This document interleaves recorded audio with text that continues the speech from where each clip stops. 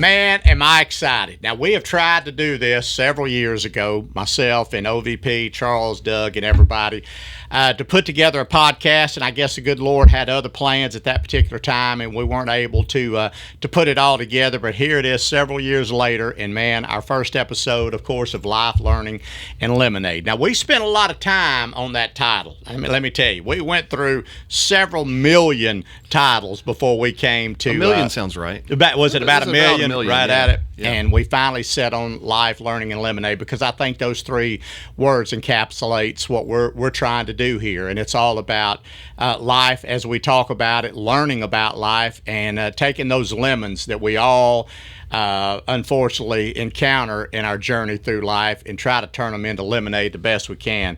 Hence, we got some refreshing lemonade sitting here. We don't have a sponsor for that yet. Sure, we'll have one soon. It's Doug Shields is our sponsor. Yeah.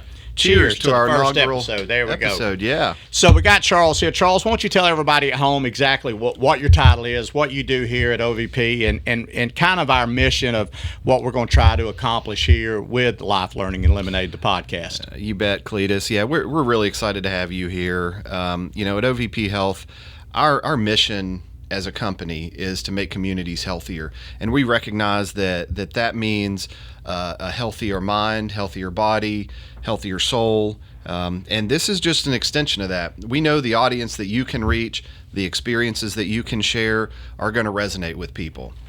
And we were just really excited about trying to find a way to deliver that message outside of, let's say, traditional advertising or traditional community events and things like that. So Life, Learning, and Lemonade was born, and we're really looking forward to some of the episodes that we have coming up, and hope that people take to it, hope that they listen to it, learn some things from it, and we're going to make that comparison. Life gives you lemons. Yeah. We want to help you turn it into lemonade. We're going to use that a lot. It's a cliche for a reason. Yep. I always say that. Otherwise, cliches wouldn't be born if it wasn't for a reason. You're right about that. Yeah. Man, it's a specific target that watches these things. It's not going to resonate with everybody, but I will say in my years of being a recovering addict of 22 years, if I can make it to September 11th this year, I'll have 22 years under my belt. But yeah, that's great. Addiction, I don't care who you are, whether you're a doctor, lawyer, nurse, basketball player, baseball player, athlete, whatever. At some point, addiction has affected somebody in your family. You're right. Somebody that you know. And, man, it's so easy. When you hear somebody's got cancer or an ailment like that, you want to run to their aid and help them and get them the treatment. Let's get you to a doctor. But sometimes in the addiction world, it's not always that way. A lot of times people turn their back. Oh, it's self-induced. Shouldn't have done it to start with. I've heard every cliche known to man. And that's what we want to try to redirect people and think, you know what? People need help, and in the worst kind of way. And our job and what we do, and of course at OVP, is to let people know that there are options out there, that we're here to help and give them an outlet to come in and seek counsel and seek therapy, because I hate to say it, another cliche, we do recover. And I try to be living proof that if I can go from what I was to what I am now, still flawed, human, of course, but it can happen for anybody. So I'm excited. And we know you have a story, and we're going to tell that in the future episodes, and we're going to talk through that a little bit because you're so generous to share that, and that's a helpful thing to so many people. And you talk about the stigma around addiction, and that's tremendous. There's national organizations that exist just simply around just to deal with that stigma. Yeah. And it's not only addiction, it's mental health. Absolutely. As more men, so than ever. As men, as parents, as community people, community leaders, everybody deals with mental health, and there's a stigma around that as well, because nobody wants to think that you're weak in any way. So that's another topic that I think we're definitely going to hit on. I think people are going to hear some things that maybe surprise them. We certainly hope that they learn from it, that they take a little something from it. Yeah, take advantage of resources. Absolutely. Speaking about the stigma, I remember in the 7th grade when I went. It was my second trip to I call them a psych ward. I went to Cobb General down there, having some major issues, and when I got out, I was there for a week, and when I got out, I'll never forget asking my mom, what do I tell everybody at school why I haven't been here, for a week? And my mom, not knowing either, it's such a taboo thing back then, she said, for God's sakes, don't tell them you were in a psych ward. And that's stigma right there. Right, And what we want to do is give you ideas. And look, I ain't got no degree. I ain't a bachelor of nothing. I've been a bachelor several times, but we want to give you an outlet and some hope, and some we'll have people sitting in a seat like Charles is right now that will be able to share and shed light on how to seek recovery for sure. You can say it in so many different ways. It's, there's hope, there's healing. We want to deliver both of those things to anybody that tunes in on, wherever they find us. And, in this day and age, people are getting their information from so many different places. Absolutely. And that's why we're trying to put this out wherever we can reach people, whether it's TikTok or Instagram or YouTube or Facebook. We certainly, we love to hear from people. We want to hear what their experiences are. Yeah. And, again, we're going to be sharing information, a simple phone number people can call to get connected to resources. Again, even if it's just you're really anxious because you've had, some illness or something, then you've just never been to the doctor to talk to them about it. Right. We want to connect them to that. If you know a friend, we all know a friend or a family member that's been touched by substance use. Yeah. And if you know somebody that you just feel like you're finally being called to connect them to a resource to get them the help that they need to get them on a better path for their life, we're going to give you that resource. And we're just going to try to make it as easy as we can. And we're going to make it conversational. We're going to have, we're going to call them medical professionals and medical experts. We're going to have people who are affected by the recovery journey directly. We're just really excited about our opportunities with this. And it's definitely not going to be all doom and gloom and depressing, and society deals with that enough as it is. That's why I think that's why the lemonade thing came to light, because it's a little bit more refreshing. And look, there's good, bad, and the ugly, and we're going to share all that with you. There's so many great stories that's come from addiction. I would like to think that I could be a walking example.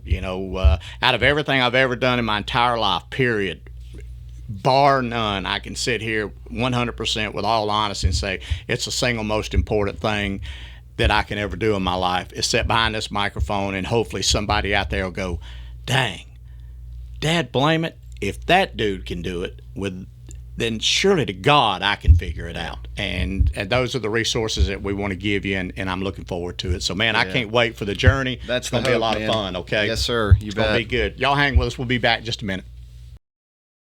In the darkness of addiction, it can be hard, if not impossible, to see a way out, a life without drugs or alcohol. But in the light, it's much easier to see that there is hope, that with the right help, you can conquer addiction and regain much of what it took from you. You can find joy in life again, rebuild relationships, and envision a future you once only dreamed about. The first step? Reaching out for help. And welcome back to Life Learning and Lemonade. Man, so excited to have Lauren on here. I had to actually read Lauren's little certificate right here because I can't even pronounce words that are bigger than mayonnaise. But psychiatric nurse practitioner. Pretty big title right there. Yeah. And I would imagine that it's a title that, man, what kind of schooling did you have to go through to get that title? Dealing with crazy people like me. No, not at all. Just had to do the associate's in nursing, went on to my bachelor's, and then I obtained my master's. Well, in this particular episode, we want to talk a lot about, or a little bit about, anxiety, depression, and I feel like I can speak intelligently about some things, but on those particular topics I can, because I suffer from both. I'm fortunate as I grew older, and I wanted to ask you about this too, Lauren. When I was young, I definitely suffered from severe depression and anxiety. Now, for some reason, by the grace of God, a lot of learning and listening to people like yourself, I was able to feel like I grew out of the depression part. The anxiety, still there.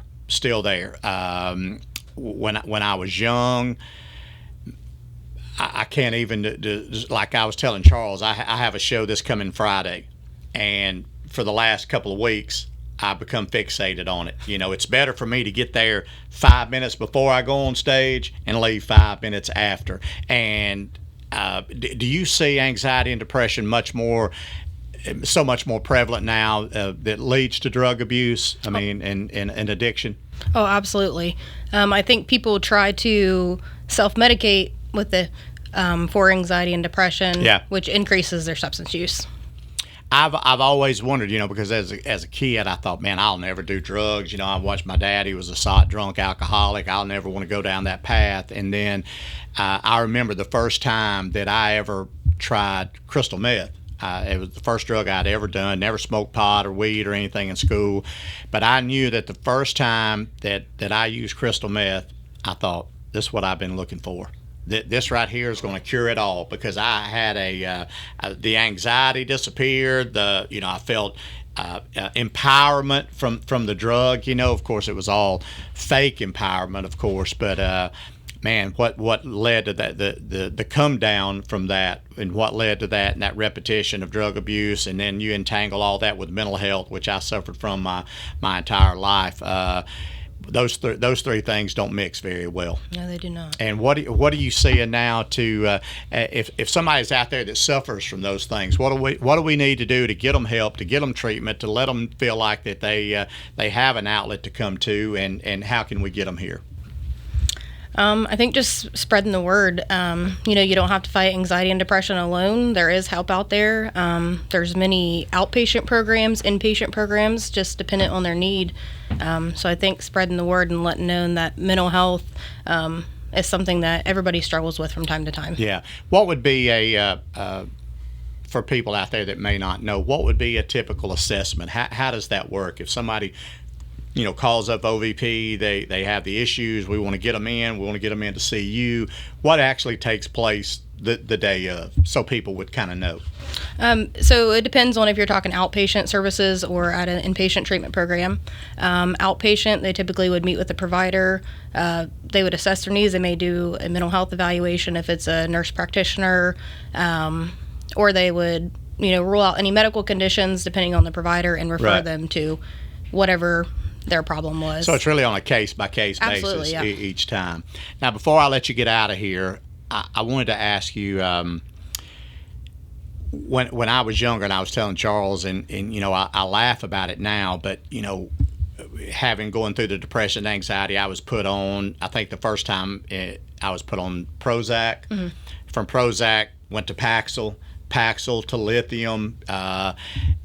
I don't think they ever quite got the dose right, because there were times on Paxil that I remember specifically. I was riding down the road with a buddy of mine one day, and he said, man, we may want to pull over and get some gas. And I said, I don't care if we run out. Don't bother me none. I was not able to function because I don't think that the doctors took enough time to figure out the dosages, and I think that's so important, it can all be adapted and adjusted. Sure. And man, lithium and all that just kept building. I couldn't even open my mail. Literally, I suffered from so much anxiety that I could not open a piece of mail on my table till it would stack up yay high. Now, finally, and for me as a creative person, I lost so much creativity, but because of those, the prescriptions weren't right. And is that something that y'all do, is make sure that you figure out the dosages and that kind of stuff to manipulate it for the betterment? Yeah, absolutely. Like inpatient, so I follow up with my patients weekly, talk to them about if their meds working, if they're having any side effects from the meds, and then we kind of adjust it based off that. There's also gene site testing that's now available too. Wow. That what is that exactly for somebody out there that don't know? So basically, the way that is, it's a mouth swab. They send it in. It's got your DNA on it. They kind of cross reference it with all the mental health medications, and it tells you, if there may be any interactions with your DNA. So it kind of lists some green, yellow, red, and gives you if there's any. If there's any interactions in your medications. Holy cow, I wish they had that when I was young. Lord. Yeah, it's pretty cool. I wouldn't say that, you definitely wanted to depend on that. Definitely you have to take it case by case and kind of see the patient's history and that kind of stuff. But it's pretty cool out there. That's awesome. And last but not least, I'm going to let you get out of here. I know you got a lot of people to go see and help, but there's always a stigma. Charles and I were talking earlier. There's always a stigma about mental health. Sure. Most people sweep it under the rug and think it'll just disappear. And I think really the point we're trying to get across to people out there that watch these things and who suffer from it, who have kids, family members, friends who suffer from it, that man, it's 2026. There's help. There's absolute 1,000% help out there to seek help and to not be ashamed of it. I mean, if you have cancer, if you suffer from a disease, you'll go to the doctor in a minute. Right. And I think that's the way that we should look at mental health as well. And thank goodness for people like you that are there with open arms to open up the doors and go, hey, let's sit down, let's talk, and let's see if we can't fix this problem. Absolutely. So thank you so much for doing what you do, okay? Thank you. Good to see you. Thank you for coming on. All right, y'all hang with us. We'll be right back.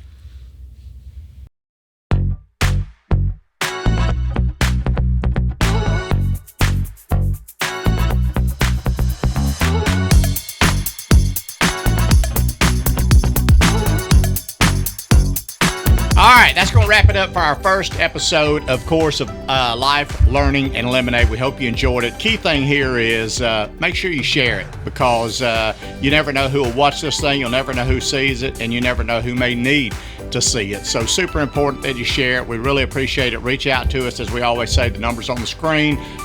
Don't be embarrassed. Don't be shy. If you need some help, give that number a call, and I guarantee somebody will get back with you ASAP. So y'all have a great week, great weekend, and we'll talk to you soon on the next edition of Life, Learning, and Lemonade. Thank you so much.